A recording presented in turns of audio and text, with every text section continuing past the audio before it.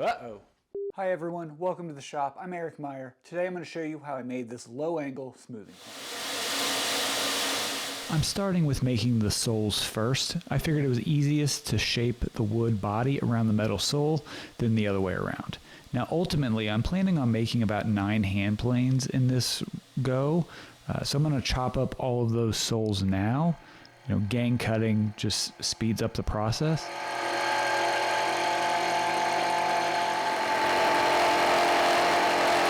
So then it's just a quick cleanup on the mill to get the front and the back square.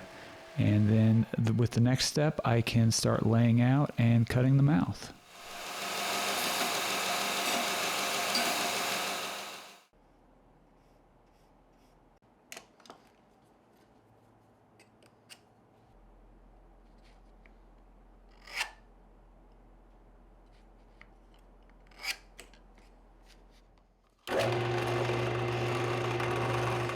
And so I'm starting with drilling some holes. So this is going to define my starting and stop points when I go to cut the mouth on the mill.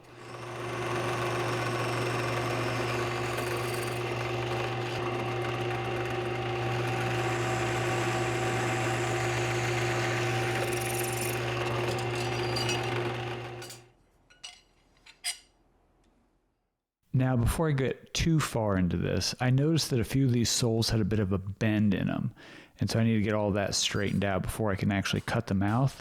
And, if you hit the sole in the right spot, it'll actually stretch that metal out and allow it to flatten back out.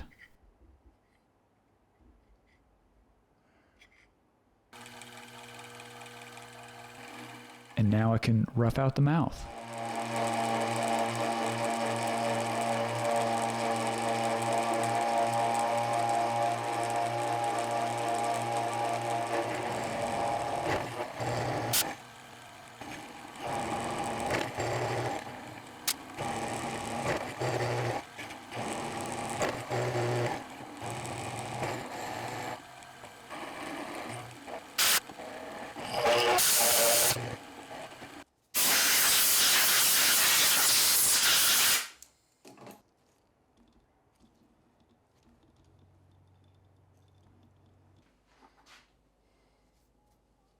And with the mouth roughed out, I can start cutting in the bed. The bed is being milled at 40 degrees, so I can ultimately turn this into a low angle plane.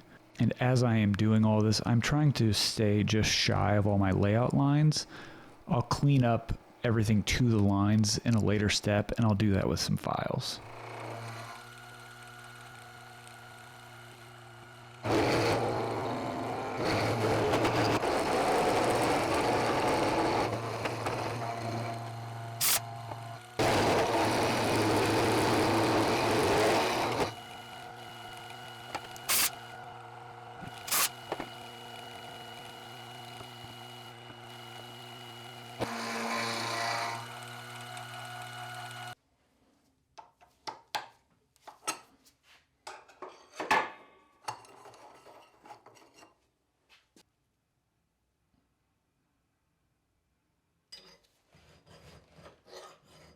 And so I ended up doing a lot of this work with chainsaw files.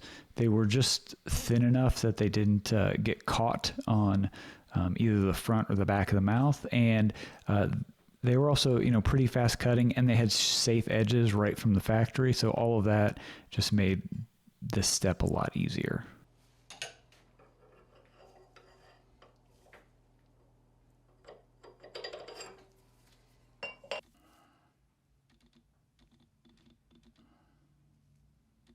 And this here is just a file guide.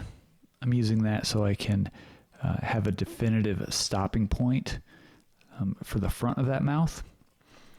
And the idea is you basically file until the file stops cutting because it hits the guide. It's got carbide on the guides, so it'll skate instead of continuing to cut.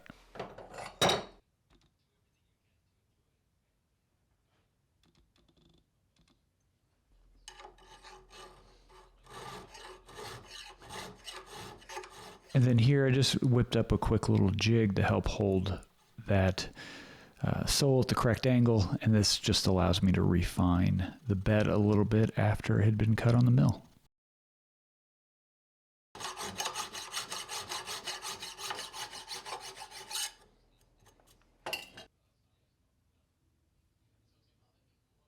And then because I'm making 9 soles in one go, I made it myself up a drilling guide.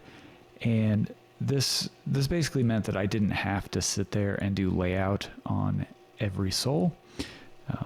Also, and as the name suggests, it was a guide for the drill bit to kind of help it from wandering, and so I could go right to my finished size instead of needing to do a pilot hole first.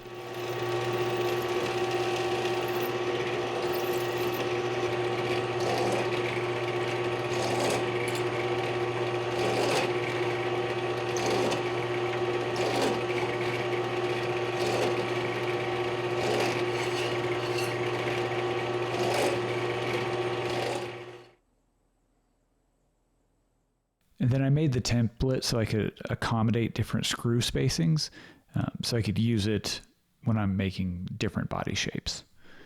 And for this particular plane, it's going to be mostly coffin shaped. And all of that will happen in a later step. And for the moment, I'm leaving the soles as rectangles, and that's just going to make it easier to transfer the mouth and the bed location to the body. And so now I'll be making these planes from Canary wood, and it should make for a decent hand plane. Spec-wise, it's pretty similar to hard maple, if it's not slightly quote-unquote better, at least on paper. And that's looking at, you know, the Janka, the expansion and contraction rates, stuff like that. But ultimately, I don't have to worry too much about the wear characteristics because it will have a metal sole, and that's going to take a brunt of all the wear. Now, I created all of these billets in an earlier video, and I'll link that down below. So ultimately, I've let these billets acclimate for, you know, I guess several weeks now, and they're all ready to be brought down to final dimension, which I'm doing now. And then I'm going to go ahead and stamp this one now, as it's less likely to break the billet. And that is a lesson I learned the hard way when I made the leopard wood miter plane. So after the layout, it's time to start hollowing out the body. So I'm doing all of my rough work here on the mill, but this could all be done with chisels. And ultimately, though, I'm building these for sale, so I'm trying to save myself a little bit of time, and the faster that I make these, the less that I need to charge for them. Now I'm starting with a shorter bit, and that allows me to make some clearance for the larger bit because of the angle that this is in the vise. One bit isn't going to quite cut it. And one of the things I'm trying to do here is stay shy of my layout lines like I did when I was working on the sole. I'll clean up to the lines in a later step using chisels and floats. And the one thing I'm trying to do here is I do not want to cut all the way through the bottom of the billet quite yet. If I do that now, I risk damaging what will be, I guess, the sole, but not really the sole, the underside. I don't want that hole to get too large and lose blade support, essentially.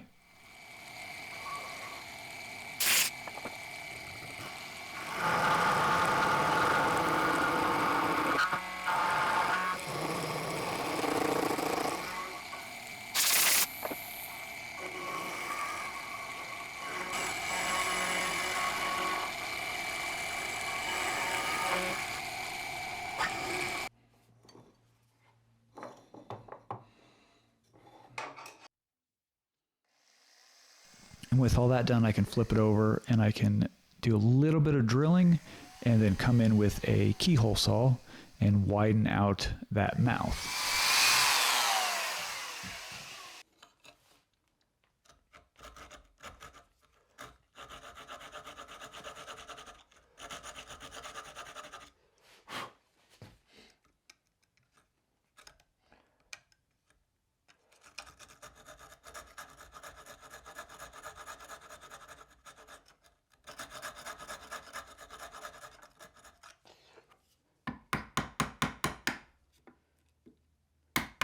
Now it's just a lot of work with saws and chisels and floats, and I use the saw where I can just because it's faster than the chisels, and the saw cuts also give me an easy landmark for me to see, and that helps to show me where I need to stop chiseling.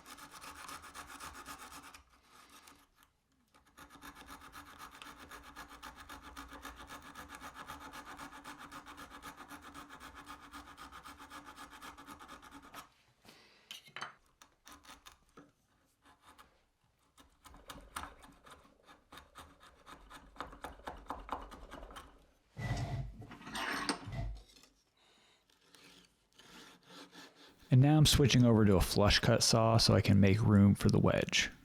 And then after these cuts are made, I can come back in with the chisel and remove the excess material.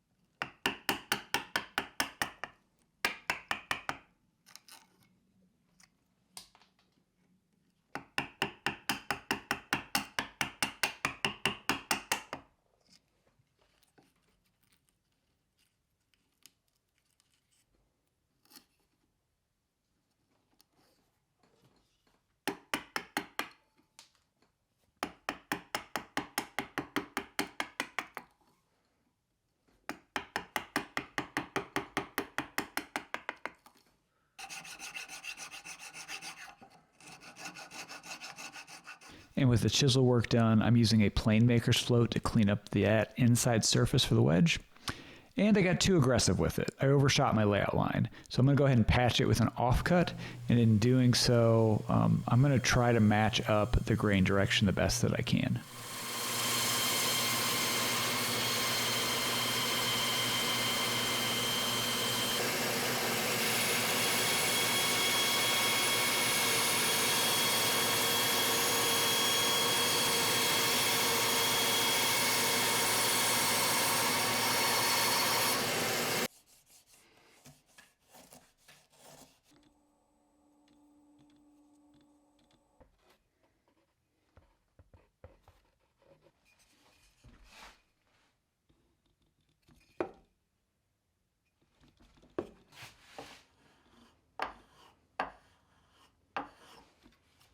And then I'm basically just kind of starting over at this point. I'll cut most of it away and then come back in with the chisel and then the float.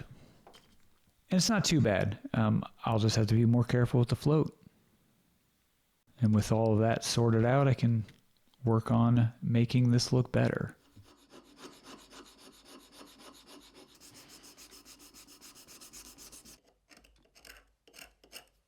And I've spent far too long hunched over this, so I'm going to give my back a bit of a break, and I'm going to do some more shaping on the sole. And once the sole is shaped, I can match the body to it.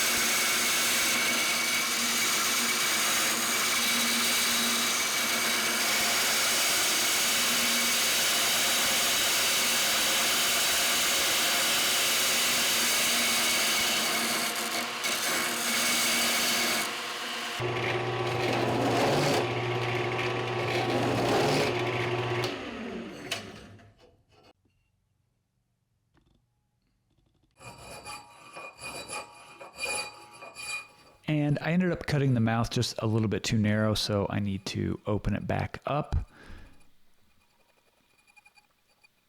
And to do this, I just stuck it in the vise, and I'm going to use the vise straws essentially as my stop.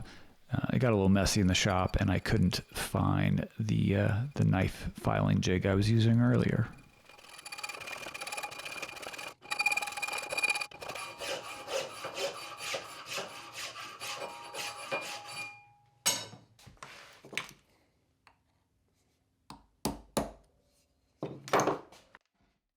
And so now I'm just installing a few screws so I can temporarily hold the sole in place while I get the body better fit to the sole.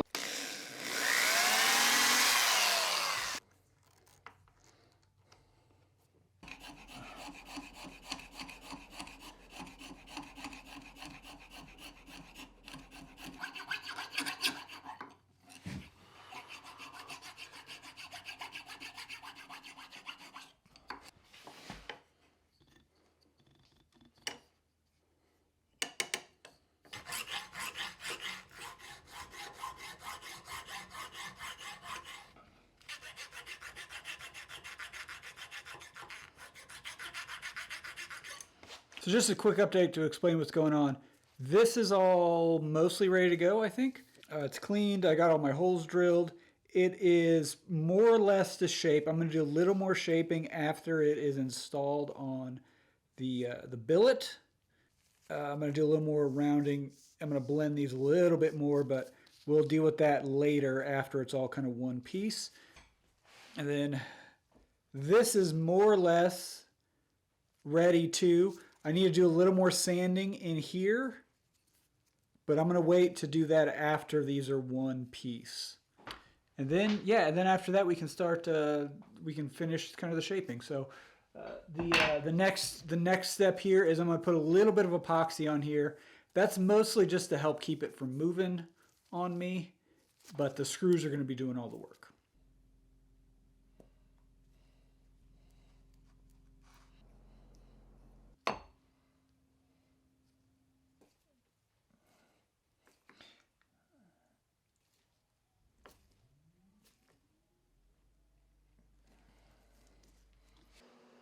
And with the sole attached, now I can make sure that the body matches.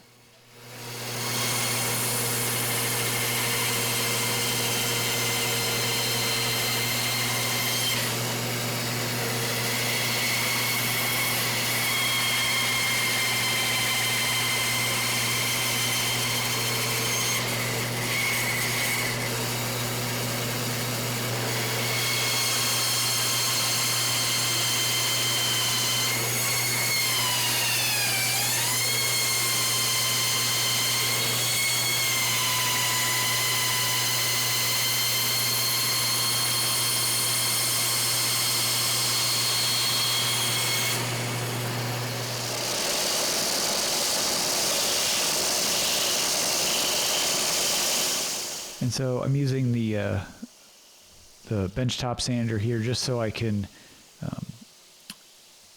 bring in that body and get it fitting flush to the sole. And what I'm really trying to avoid creating any kind of sparks here. I don't want an accidental fire in the dust collector.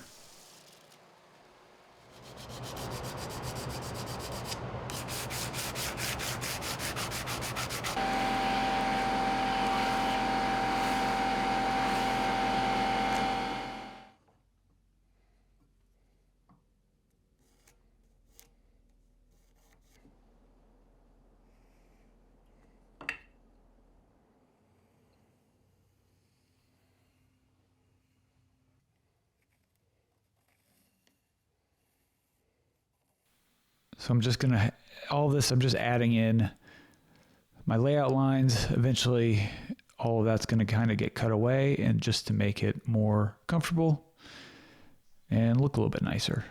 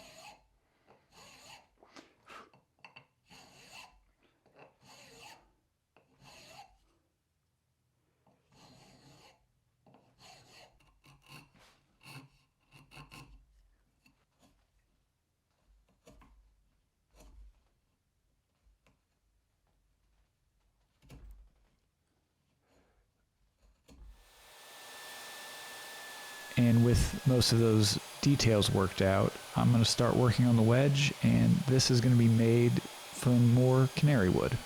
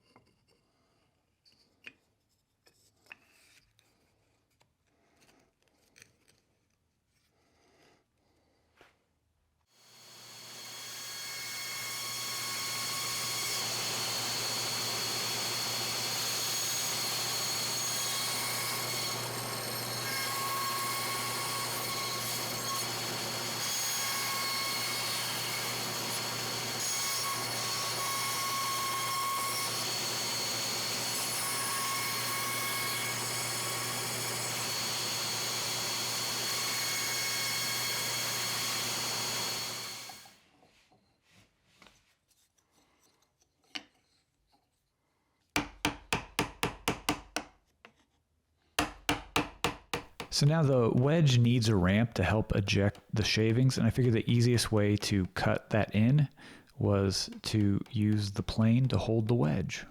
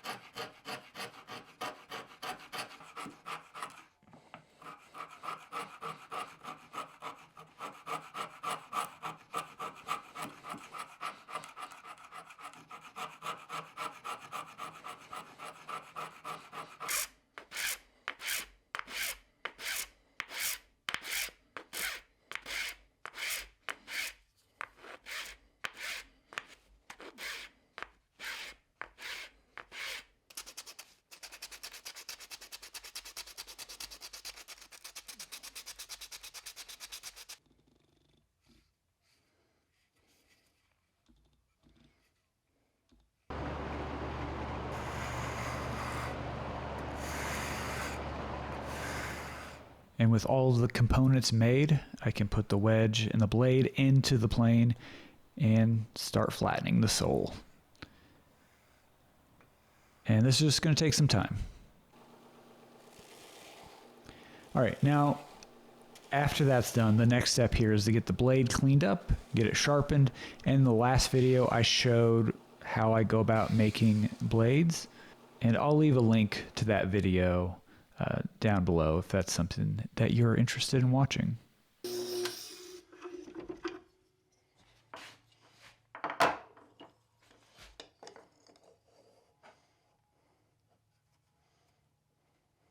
So, and it works. So that's a great feeling when you get to this part of the build. And so I'm going to go ahead and test this out on both long grain and on end grain.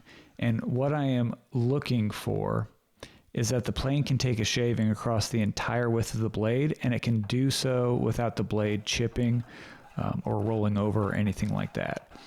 And so for testing purposes, I'm sharpening the blade to 25 degrees, and I want to make sure that the blade works at that lower, more fragile bevel angle.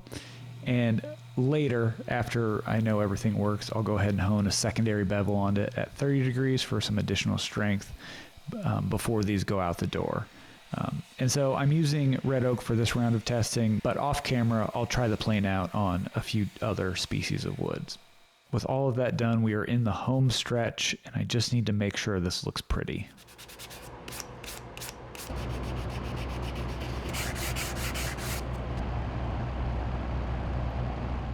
And after looking at this, ultimately I wasn't necessarily thrilled with the way it looked, so I decided to go ahead and dye it all black. And kind of one of the happy accidents with this was that after it was dyed, it kind of gave you that look of ebony without the added expense and the dubious ethics of using that much ebony for a hand plane. So ultimately, I'm pretty happy with the way it turned out, and I'm glad I dyed them India ink. And then a little bit of oil just to help make the color pop, and a little bit of wax just to add a little bit of a shine to it.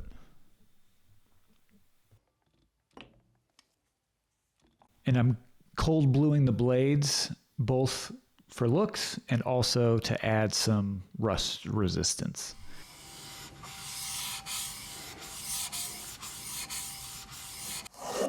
Then some final honings to make sure that blade is real nice and sharp.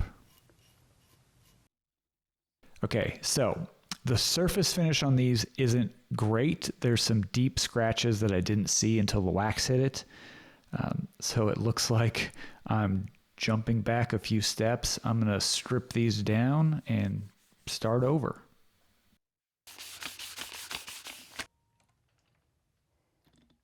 And after all of that, I decided that I didn't like the wedges and went back and remade them.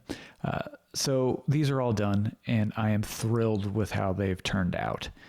Spec-wise, they're about 8 inches long. They have that 40-degree bed angle for a lower cutting angle, a steel sole, and an 1.5 inch wide blade. So if you are interested in one, there's 3 currently available as the posting of this video.